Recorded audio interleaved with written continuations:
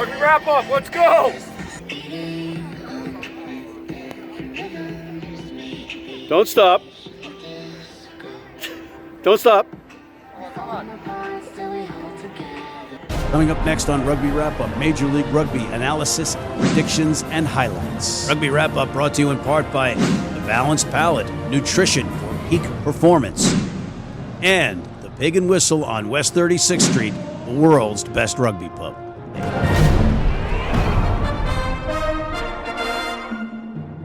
Hey everybody, welcome back to Rugby Wrap-Up. Matt McCarthy at the Fantasy Sports Network, Studio 34 in New York City, talking rugby, and we are talking more Major League Rugby. And we have a couple of interns with us that are going to act as our rugby pundit correspondents. Actually, no, it's owner Adrian Balfour of the Seattle Seawolves and general manager James English of Rugby United New York. And guys, you're just you're honoring me with your presence to go through the recap and previews of next week and last week. So I'm going to race right into it, but welcome. Thank you. Good to be here. All right, here we go. You ready? Hold on to your hats. Here goes the recap. First up, we had Toronto playing against Austin. It was Austin's home game in Toronto, right? And it didn't go well, unfortunately, for Austin, who remained on the schneid. The final score was 24-13. And forget the fact that you're affiliated with franchises. As a fan, what do you make of the 3 matches in 1 week? And what do you make of the poor Austin Elite going on with 13? For anyone to put on 3 games in a week, I don't even want to think about that. That'd be a nightmare. So Bill and those guys up there really turned that on to basically win those 3 games. Within a week. That's impressive. With any team, playing any team, that's impressive. I think it's a real statement of intent from Toronto. And they actually, there's a huge amount of rotation in that squad as well over those 3 games. So they used a lot of players. They showed the strength and depth. And I think everyone now is they've really kind of reinforced the fact that they're going to be a force. Yeah, it was an incredible show by Toronto in last week coming back, and last Sunday coming back to get that victory, and then this Thursday. But ironically for Toronto and their fans, they had to start their 8-game season, their 16-game season, 8 games on the road, and yet they played in blizzards in Utah and Glendale, and had to have a rescheduled match, not because of weather in Toronto, but because of weather in Texas. That's the nature of playing. I mean, it's a big country, right? So you're going to have thunderstorms down in Texas. You're going to have snow in New York. You're going to have rain in Seattle.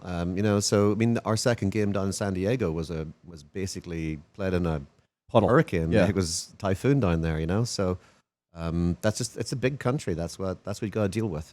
So dealing with that, do we just have the matches played and just say, okay, if we have to play in snow, we have to play in snow? Well, it's gonna be a very tight season next year, but we're gonna start sort of slightly later. So we're gonna start like last week of February, then we're gonna run through June. So hopefully that allows teams like James and so forth not to have to go 8 games on the road. Austin did a really good job actually putting on a good performance actually against Toronto. I actually thought Austin did really well. So hats off to those guys. I mean, Thierry and those guys, they really traveled. It's a hard place to travel to, Toronto. And playing on a Thursday, going through international customs, all that jazz. It's tough. Yeah.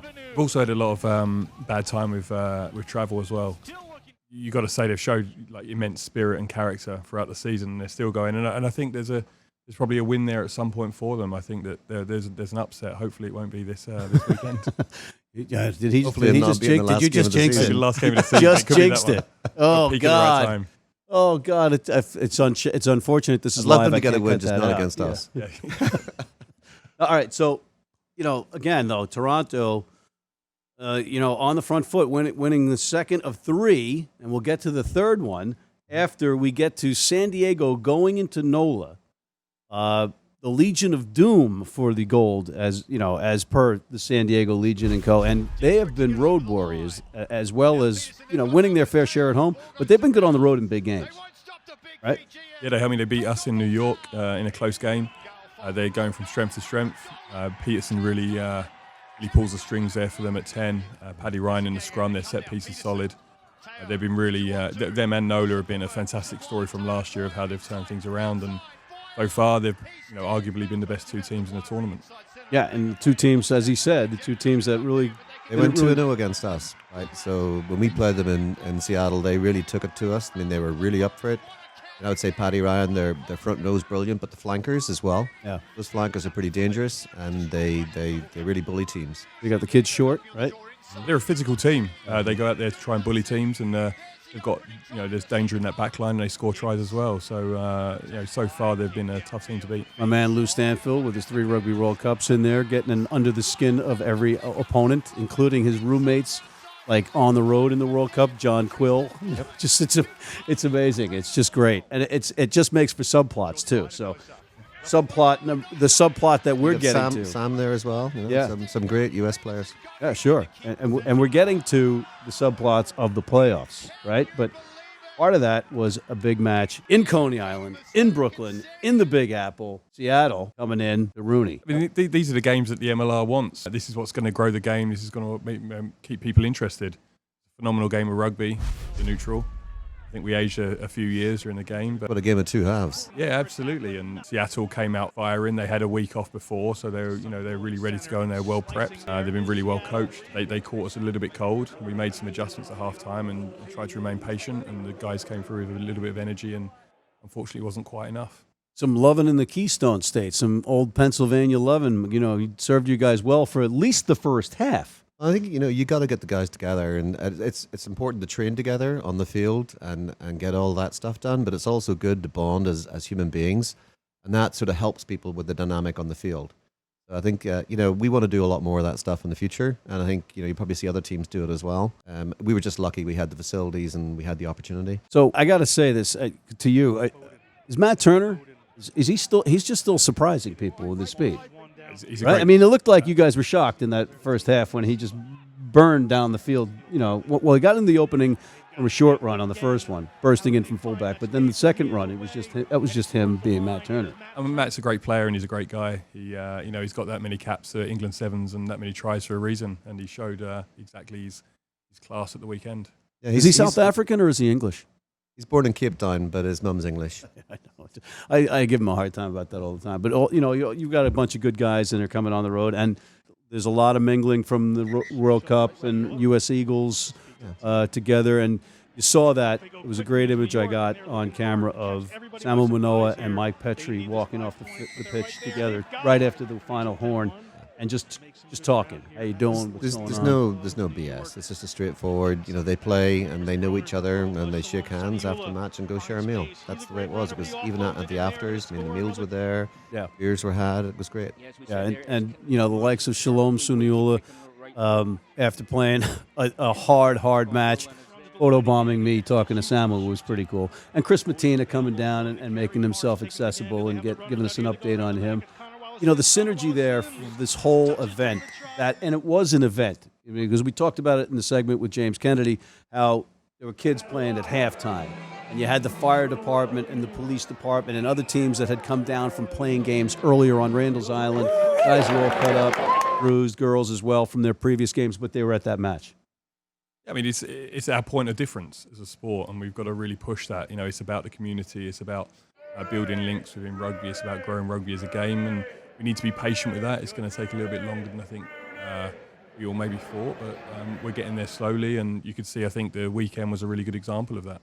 Yeah, this is a marathon, not a sprint. But Shane and Lamy and so forth, our home games. The last home game, the guys who were going to play in the game were out before the game training 80 kids on the sport of rugby, and they're interacting with the guys who 40 minutes later they're on the field fighting hard. Right. That's what it's about. That's what it's about. And you guys have a 2-point differential between you going into this final death match of a. I'm glad it's in our favor. Yeah, well, and you guys won both matches. But I got to ask you a question: was it a forward pass or not? Shalom's pass to Phil Mack. I think it was forward. That's all. 38-31. We could pull it back to lots of different decisions here and there, and there were some definitely controversial decisions. Yeah, I throughout think the I'd game, agree with both that, ways. Yeah. Mm-hmm. Both but ways. that's rugby, and eventually they work themselves out. And unfortunately, we didn't. You can't be 31-7 down and expect to beat teams. And we had like 17 penalties against us, which is more than we've ever had in any game. And that was down to New York are a well-drilled, well-coached team. I mean, you guys came at it. You got a very narrow ruck. You're forcing penalties when people coming in the side and so forth. So, you guys played a very, very good game.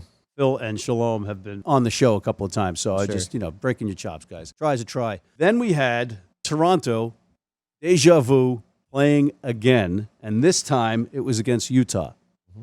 And it looked like Utah might spill the apple cart and throw everything asunder with a lead. I think it was like 18-14 or something with 10 minutes left in the match. Utah guys have got the core group of players in Utah are really good. I mean, when we played them, they kept us on our toes until the last sort of 20 minutes. And that was only because some of those guys got injured and went off, but their core group is really quite talented. They're unlucky not to have won more. It could be next year's San Diego or next year's NOLA with the right pieces. Yeah, they're a talented team. They can score from anywhere. They've got so much. They're really dangerous. And they showed that against Toronto in tough conditions.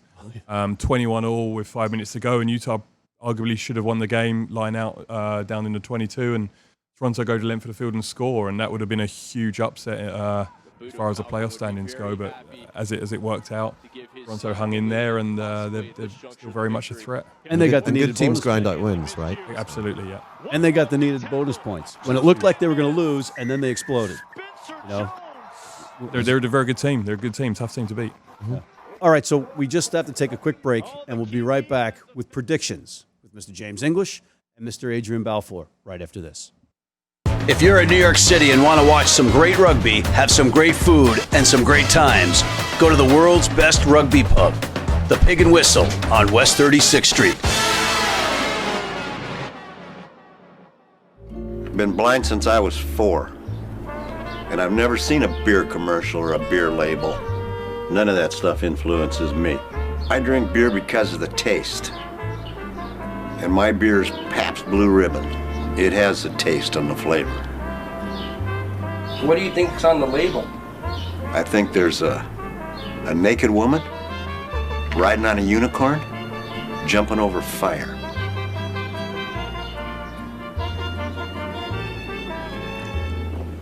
Oh, that's good beer.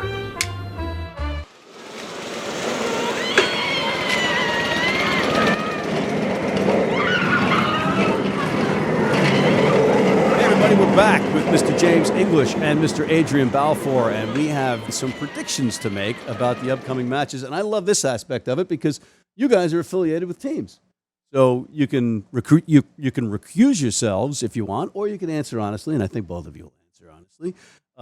First up, Houston at NOLA. What do you think? The SaberCats, new head coach Paul Emmerich, the Cactus. They've got a couple of new acquisitions. I like Threat and Palamo in there, but they're going against NOLA, who just lost, and NOLA is going to be looking for blood. Yeah, I'd go, Houston, talented team, but NOLA at home, tough place to play, huge amount of talent, score a lot of tries. I'd go with NOLA. Yeah, I think I'd have to agree. I mean, I think Houston are getting better and better, and you mentioned so they got some good players coming in, but I just think NOLA at home, it's just too strong. Yeah, what did you think about Threaten? As he's a beast at center. Listen, Threaten played at almost went to a World Cup at 17, hugely talented. Played at Saracens in the Premiership. Best World Cup with the Eagles. He's a big man. He epitomises this go forward. In rugby, he's going to be a great asset for Houston going forward for the rest of the season. Yeah, they got to play him off the pack and get him more into the game. I think a little bit more, and then he can open up holes in the center for those guys out wide to go. But I just think it's going to be. I think you take a look at like NOLA.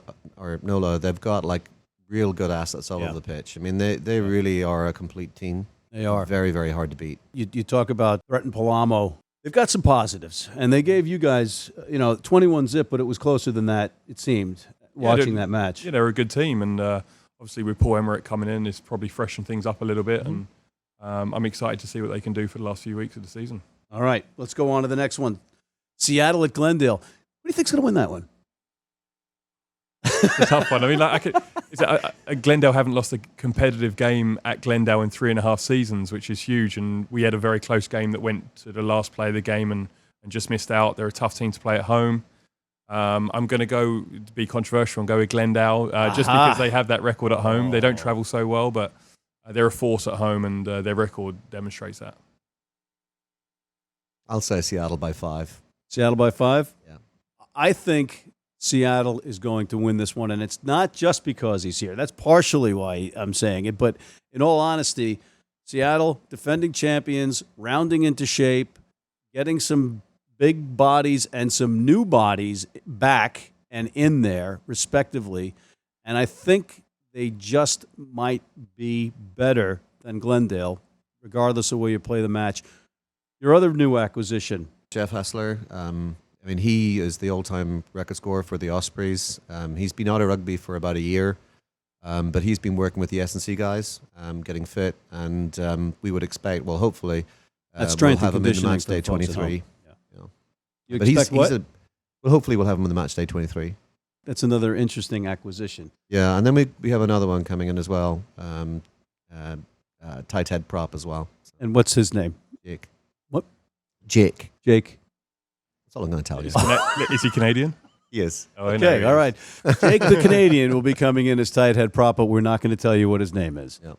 All right, so I'm going to pick, so I'm picking Seattle and Glendale. No offense, Glendale. You guys, I love you, but this is playoff time, and I think Seattle's going to win this one in a squeaker. Then you've got San Diego going into Utah. And San Diego plays well on the road, as we said earlier. I'm going to go with San Diego in this one. What do you They built some real momentum. They're great on the road. They're a real solid team. They're showing themselves at the moment top of the group and the team to beat. So I'd go with San Diego. I think Utah put up a real hell of a performance against Toronto, and they were really unlucky to lose that game. Oh. So I think they're really going to be coming off the blocks in this particular game. So I think it's going to be a lot tighter than people actually think. But at the end of the day, I think San Diego just got too much firepower, and they'll grind them down. I mean, they're a very, very physical team, and so I'd expect it'd be very, very tied up until about 60, and then I think San Diego are going to take it. Here's a question for you. Who do you think has the better shot at being a spoiler, Utah or Houston, in the final weeks of this season? I think Austin last game of the season. You're saying Austin? Yeah. Okay. Oh, last game of I the know season. why he's saying that. Yeah, it's because they're playing Seattle, ladies and gentlemen. But no, in all seriousness, I don't think Austin is as snake bit as they are and hard luck as they are. I don't think they've got a better shot than, say, Houston or the Warriors to knock somebody off on any given Sunday or Saturday. It's tough now. The stakes are so high. We're really getting to a point where, for us and Seattle and Glendale, that every game's like a cup final. Yeah, it's Every true. point counts. Every point counts. Every bonus point, and you can't take everything for granted, and the teams know that. So it's going to be hard to get one of them to slip up. I didn't say that it would happen. I just wanted to say who might be the best. I think you look at it. The last of the games, the last 4 games, right? So those 4 games. I mean, at Seattle, we're approaching them as championship finals. Every single game from here on in is a final.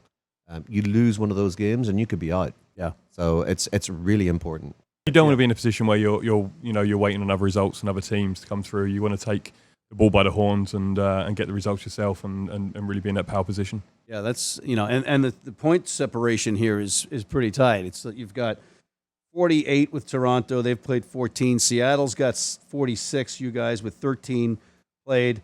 You guys are 44 with 13 played, but they hold an advantage over you, if I'm not mistaken, because if it comes down to it, does it go head to head? Yeah, I'd imagine so. After Right, points. and you've won both of those matches. Right. And then Glendale with 42 points, not out of the picture by any stretch of the imagination, having played 13 as well. So it's as exciting as it can get. And we have that one final match, Austin coming in to RUNY, to you guys. And I'll go to you first on this one. What are your thoughts on this? It's got to be Austin. It's got to be Austin, right? 20 points.